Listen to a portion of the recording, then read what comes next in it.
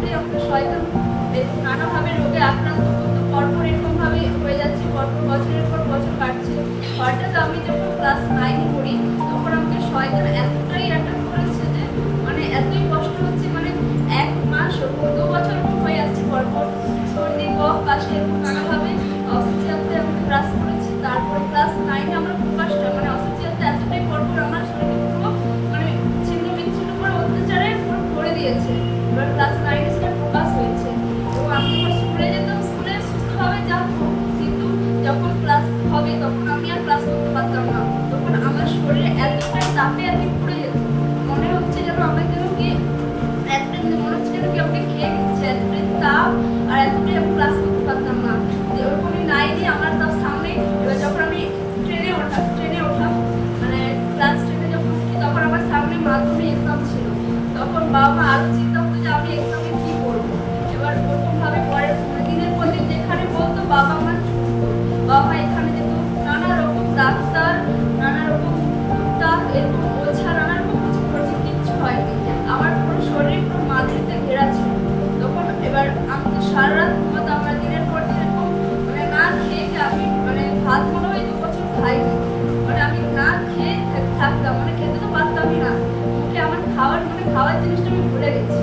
তখন বাবা আশা তো ছেড়ে দিয়েছে, মানে বাবা মানে আর মানে চাইছে না, বাবা বলে কোথায় গেলে সুস্থ হবি। এবার বাবা বলছে যে মানে বাবা আমার থেকে আশা ছেড়ে দিয়েছে, মানে আমি ভাবছি আমি মৃত হয়ে গেছি। কিন্তু মা প্রচুর পরিশ্রম করেছে, ঈশ্বরকে ধন্যবাদ জানাই। হঠাৎ যখন আমি ক্লাসে এক্সাম দেবো তখন মানে মাধ্যমিকের টেস্ট হচ্ছে, তখন মা আমাকে রোজ নিয়ে আসতো।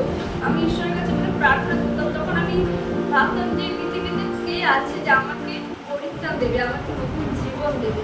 তখন ঈশ্বর যে দেবদের মতো মিতা আন্টিকে আমার জীবনে রাখালো। তখন মিতা আন্টির বোনের বাড়ি আমার পাশের বাড়িতে, সেই জন্য আমি মিতা আন্টিকে প্রথম ছিলাম। তখন ঈশ্বর দেবদের মতো আমার জীবনে আসলো আর ঈশ্বর আমার মানে নতুন জীবন পেতে সাহায্য করলো। যে হ্যাঁ আমি টেস্টে খুব খারাপ নাম্বার পেয়েছি, তখন আমি ঈশ্বরের কাছে প্রার্থনা করি। তখন মিতা আন্টি আমাকে রোজ প্রার্থনা করে দিত, মানে আমাকে রোজ প্রার্থনা করতে, আর আমি ঈশ্বরকে বিশ্বাস করি। আর ঈশ্বর আমার মনে একটা অনুভূতি নিয়ে এলো, পবিত্র আত্মার আশীর্বাদ দিল যে হ্যাঁ তুমি আমার কার্যের জন্য তুমি উপযুক্ত, তোমাকে আমি মনোনীত করেছি। আমার নিজের কথা বলতো যে হ্যাঁ আমিও বিশ্বাস করে আমি প্রকৃত ঈশ্বরকে পেয়েছি, ঈশ্বর আমাকে নতুন জীবন দিয়েছে। মানে দিনের পর দিন রাতের পর রাত এত কষ্ট হতো, আমি ঘুমাতেও পারতাম না। মাও জেগে থাকতো আমার পাশে, আমি জেগে থাকতাম, রাতে বসে থাকতাম। এত পেটে নানা শরীরে এত যন্ত্রণা হতো, মানে এতটাই যন্ত্রণা হচ্ছে যে আমি এসব করতাম, আমি কি ভুল করেছি যে আমাকে এত কষ্ট দিচ্ছে। আর আমাকে কষ্ট দিচ্ছে, বাট আমার ফ্যামিলিকেও যে কষ্ট দিচ্ছে। সেই জন্য আমি ঈশ্বরের কাছে প্রচুর প্রার্থনা করতাম, প্রভু আমাকে নতুন জীবন দাও। আমি এতটাই কষ্ট পাচ্ছি যে আমার বাবা মাকে এত কষ্ট পেতে হচ্ছে। সেই জন্য আমি মানে মিতান্টের রোজ প্রার্থনা করতে আমার মাধ্যমিক এক্সাম সামনে এলো। তখন আমি ঈশ্বরের কাছে প্রার্থনা করি যে আমি যতটুকু করেছি, যতটা পরিশ্রম করেছি, আমাকে ততটাই নাম্বার পাইয়ে দাও। আমাকে যেমন নতুন জীবন দিয়েছে, আমার দ্বারা যেন এই মানে গ্রামে যেন মহিমা প্রকাশ হয়। ঈশ্বর আমি মাধ্যমিক এক্সামে এত ভালো রেজাল্ট করতে পারবো বলে আমি ভাবতে পারিনি।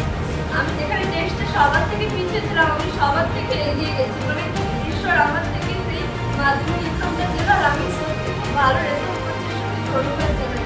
আর ঈশ্বর আমাকে জীবন দিয়েছে এবং সমস্ত অসুবিধা মানে ইংলিশের মধ্যে সমস্ত কিছু গায়ে হয়ে গেছে। সবাই প্রতিবেশী বলছে যে কী করে হলো। সবাই আমাকে দেখো অনেকে বিশ্বাস করেছে যে হ্যাঁ সত্যি ঈশ্বর আছে, যে ঈশ্বরের জন্য আমি এখানে উপস্থিত থাকতে পেরেছি। নইলে আমি কোথায় হারিয়ে যেতাম আমি নিজেও জানতাম না। শয়তান আমাকে এতটাই গ্রাস করেছিল, পুরো মৃত করে দিয়েছিল।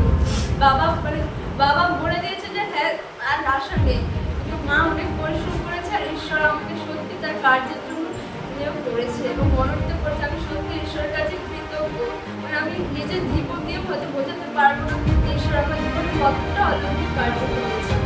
বাস্তবের জীবনে উঠতে চাইবে তোমার জন্য জীবন মঙ্গলে আমাদের জীবনে সবসময় ঈশ্বর মঙ্গলে প্রয়োজন। যখন এরকম অবস্থায় কত অজা, কত 10,000 20,000 হয়তো ওইটা বাবার সুবিধা আছে, বাবা সাক্ষী দিতে পারবে। একদিনই প্রার্থনা করছিল, আমার প্রচন্ড জ্বর ছিল, বাবার মধ্যে ফোন এখানে করবো, আমি এই জন্য ঈশ্বর করবো। তুমি ভালো করে চিন্তা হয় না, যেহেতু অনেকটাই আসে সেই প্রার্থনা করলাম। আর তারপরে আমি বললাম প্রভু যিশু নামে আপনি বিশ্বাস করুন, আপনি সুস্থ হবেন।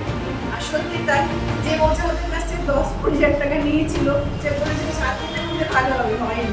প্রভু যিশু অলৌকিক শক্তি দ্বারা ওকে সুস্থ করেছে। সুস্থ হয়েছে। আজকে বর্তমান জীবনে আমরা সবসময় প্রার্থনা করে ধন্যবাদ জানাই নিজে থেকে এই বিষয়ে মিস করেছে। তো অনেক সময় আমরা কি করি আমরা বুঝতে পারি না মানুষের মধ্যে দিয়ে পারবে কি না প্রভু প্রত্যেককে ইউজ করতে চান। মানে উনি কিন্তু তার দ্বারা একটা আমরা চলে আসবে এন্টার পরিবার প্রভু যিশুকে কি করেছে গ্রহণ করেছে। তাহলে ঈশ্বর পারে না এমন কোনো কাজ কাজ নেই।